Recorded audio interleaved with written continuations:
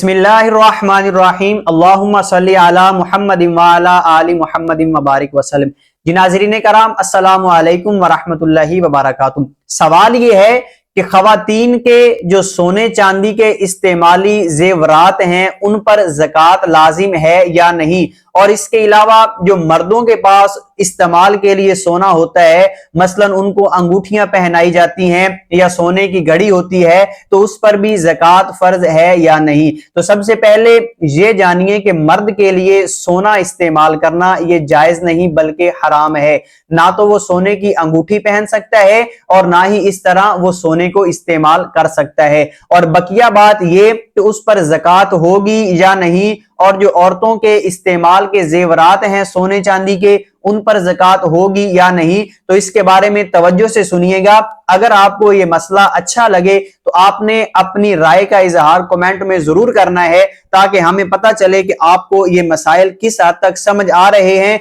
और हम मजीद इनको आसान करके आप तक पहुंचा सके। तो देखिए, सोने चांदी के जो इस्तेमाली जेवरात हैं, इस्तेमाली जेवरात से मुराद के औरतें जो इस्तेमाल करती हैं उनको पहनती हैं, अगर तो ज़कात की शराइत पाई जाए, मिसाल के तौर पर वो इतना जेवर है कि या तो वो 7.5 तोला सोना के बराबर है, या 52.5 तोला चांदी के बराबर है, या सोना और चांदी दोनों हैं और इनको इकट्ठा किया जाए तो वो 52.5 तोला चांदी की कीमत के बराबर उनकी कीमत हो जाए। अगर तो इतना नसाब उनके पास पाया जा रहा है और ज़कात की दीगर शराइत वो भी पाई जा रही हैं, तो उन जेवरात पर भी ज़कात जो है वो फर्ज होगी। अब ये जरूरी नहीं कि सोना चांदी वो डली की सूरत में हो या वो इस्तेमाल से हटकर हो तो फिर ही ज़कात होगी, बल्कि जो सोना चांदी है वो सामने असली है, लिहाजा वो जेवरात की शक्ल में हो या डली की सूरत में हो या बर्तनों की शक्ल में हो, इस्तेमाल में हो या इस्तेमाल में ना हो,